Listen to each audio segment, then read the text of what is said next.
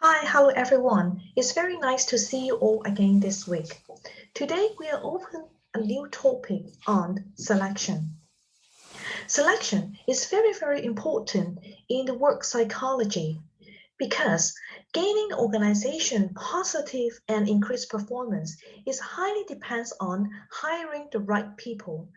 Selecting the right person to the right position is the particular important issue. So that's why today we are going to discuss about this topic and to see what way that the organization can do in order to select the right candidates. If you have any questions, please let me know. Thank you so much. Here is the outline of this topic. First, we will discuss why is selection important, and then we will discuss some pre-selection process. We have to do something before organizations select the candidates. And then we will also go through some selection methods to understand what procedures, what methods that the organization can use in order to select the right candidate. And finally, we will also have a discussion on the fairness and applicants' reaction issues. What happens if you hire the wrong person? How much do organizations need to cost if they hire the wrong person? This is a very good answer to the question, why is good selection important? How much does it cost to replace an £8 per hour workers? According to the research, the lowest figure calculated, it could be around £3,500. Why does it cost so much? Because it involves the costs for training, payment for the recruiters, as well as the orientation for the employees.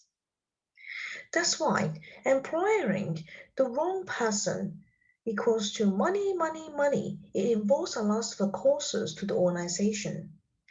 According to the research and statistic, we find that for the entry level of the employees, the cost to replace is around 30 to 40% of the salary. If we hire the wrong person, for the middle management position, it's approximately around 150%. For the higher employment and top level of the employees in the company, it could be approximately 4x 400% for the salary. So in conclusion, it seems that it's really cost the organization a lot if they have employed the wrong person. Of course, it's not only limited to that. If the company is also involved in some other intangible costs, such as the unfair selection result, could be in the lawsuits and the bad publicity, very bad image to the public, as well as the loss of the revenue. That's why having a good selection is particularly important for the company. The next question is, what selection methods would you use to hire a nurse? How about an accountant? Are they using the same procedures? Let's see the answer. Companies have to go through a series of the selection process in order to attract and select the right candidate. The first step, they have to do the organizational need analysis. They have to create and understand the needs for hiring. And then they will go through the process of job analysis to understand what job requirement and criteria and some details described in the particular job positions. After the job analysis, and we write up the job specification and also the description so that will to prepare for the job ad to attract the candidates. Then the company also need to identify the selection criteria as well as the chosen, they have to choose the assessment method. They have to administer the selection method, interpret the results and make decisions, and finally also need to do the evaluations and to make sure that all the procedures are up to the ethical standards.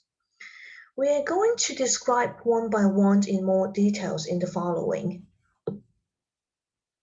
After the organization identified their needs to start the selection process and hire people, the next step is to perform job analysis. The job analysis produces thematic information about jobs, including the nature of the job performed, to understand what the jobs are and also what is the scope of the responsibility related to this job and what are the job requirements. And by understanding this job analysis can help the organization to select the right candidates because they should know what criteria of the job are and also what types of the people that they should be required in order to fill the position. Job analysis is quite important because it provides clear idea of what is expected of the employees, that is the job requirement. We should note someone with which criteria should be required to take the responsibility of the job. And so, it can help to recruit the right candidate. Job analysis is also important to outline the skills, traits, characteristics necessary for the job success. And so it's not only for the selection process, it can be also relevant to the performance appraisal. Because remember that after the organization hire the candidates to fill the position, periodically, they also need to do the evaluation to make sure that they hire the right person. If not, certain action may be taken, such as training, development, or even to have someone to replace for these positions. The documents included in the job analysis, such as the work hours, we have to understand how many working hours for that positions, what is the title of these positions, the hierarchy of the positions, and to whom that they should report to, or how many subordinates that they have to supervise. And then would also need to link with the payment, the paid. There are many ways to perform a job analysis, and here are the four most common ways. The first one is the written material, such as contract and manuals. And by having a contract and manuals, and we can understand more about the job requirement and the responsibility of the job. But it seems that it's become not as common as the previous years. It is because if you only relied on the contract and manuals, probably the information is not completed or because the information is not up to date. That's why it seems that it's not as common as in the earlier time. The second one is the job holders report. The organization can interview or to do some survey to the current employees so that to ask them to describe the main task in detail. This type of the job analysis seems quite common nowadays because the current employees can provide the first-hand information about to describe what the main task and responsibility in detail corresponding to the specific position. The college report probably could be less biased than the job holders report because job holders probably they can try to making themselves bigger by saying that their jobs are very important and so the organization cannot lose him or her, etc. For the college report, one of the advantages could be it might have less bias than the job holders. The organization can interview the peers for the information similar to the job holders report. But one of the drawbacks is sometimes, even though for the colleagues, they work together as a team, but they may not know everything about that particular positions. That's why it still have some drawbacks. The final one is using the direct observation for the job analysis. The supervisor or some professional expert could watch the employees and note down some behavior and task of the job so that you understand the job positions detail. But again, we also have the drawbacks. It seems that, well, although they can observe, and we are supposing that this should be the first-hand information, but sometimes the information is not that complete.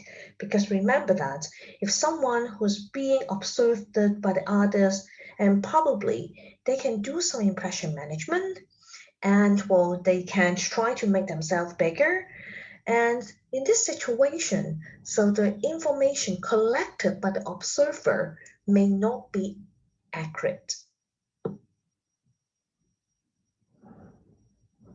By having the job analysis, another output is the person's specification. Having the job analysis is good because it's not only providing the job description to tell us about the detail of the particular job position, but also tells us about the person's specification. With the information from job analysis, a person's specification can be also written. A person's specification is the statement in which job demands are translated into human terms. In short, it's telling us that what kind of the people that we require in order to fill the position. The job specification, for example, like for the customer service representative, because the job itself required employees to interact with the customers. So this is the job demand, and as described in the job description. And then we should translate it into person specification. We need to hire someone to have high on good interpersonal and communication skills because the job demand required them to have a more interaction with the customers. So by having the person specification, we know that we should hire someone who has a high on good interpersonal as well as the communicational skills, because we are assuming that if they have this qualification, they can fulfill the job demand and do the job well. And this is an example of person specification form, and where we can use the Rogers 7-points plan to work on this. And what are they? As you can see in this table, we have to describe certain characteristics, the person that we are expected and desired. And so we have list out a list of the characteristic, for example, like physical, attainment, general intelligence, blah, blah, blah, etc. And so all these are the characteristics that we hope to have. And on the right-hand side, we can differentiate it into essential or desirable. Of course, we are assuming that if a person can consist of all these listed characteristics, it should be perfect. However, no one is superhero. And so, although ideally, we hope that, but because of certain constraint, because of the salary or the job position, the development, or any other issue, will affecting us that we cannot hire the superhero. Instead, we should be clear that we need to differentiate it between essential characteristic as well as the desirable characteristic. Say, for example, like the customer service provider, the first one is physical. Physical also depends on what kinds of the physical that you may prefer.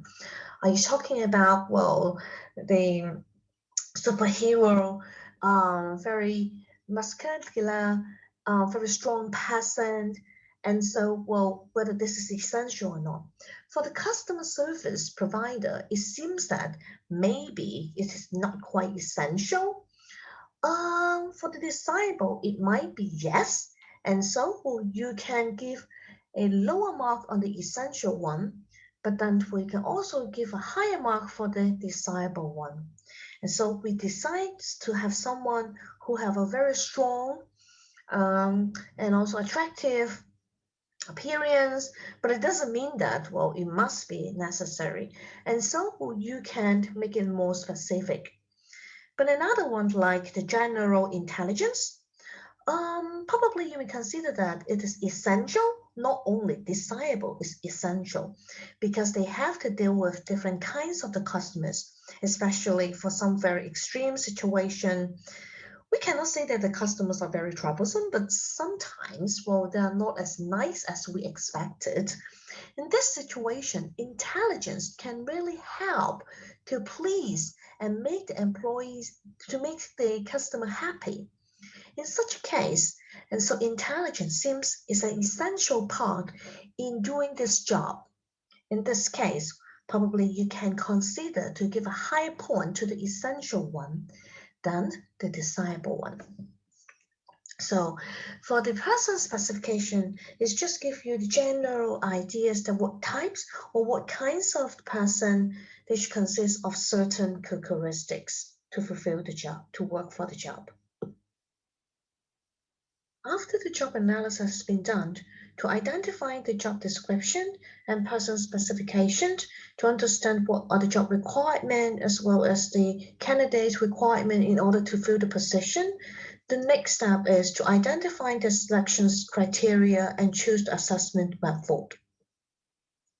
The next step is to choose the right method to select the candidate. Ideally, selection method should be included 3 major elements. The first one is it should be reliable. It is precise and also consistent. Because remember that you may not only interview or select one candidate. It might be a pool of the candidate that will you have to repeat and repeat the selection methods. In this case, you have to ensure that your selection method should be consistent, precise, and reliable. Valid. It should be valid, actually, because, well, you make sure that you select what it intends to select. You should use the right method to hire the right candidate. And finally, fair. We have to ensure that the selection process must not discriminate against certain groups. Everyone should be in a fair manner. Indeed, here is the example, as you can see. In some cases, it might be reliable but not valid. It's not select what you intend to select. Or maybe it is reliable and valid. So this is better because, well, you'll hire the one who is intended to select and at the same time is very consistent. Or unfortunately, in some situation is unreliable and hence is not valid. The worst case. Anything else? Of course it does. We should also consider about the cost effective as well as it is practical and feasible in doing that in your organization. Please use 5 minutes to write down as many selection methods you can think of. And then we can continue this topic by watching the next video.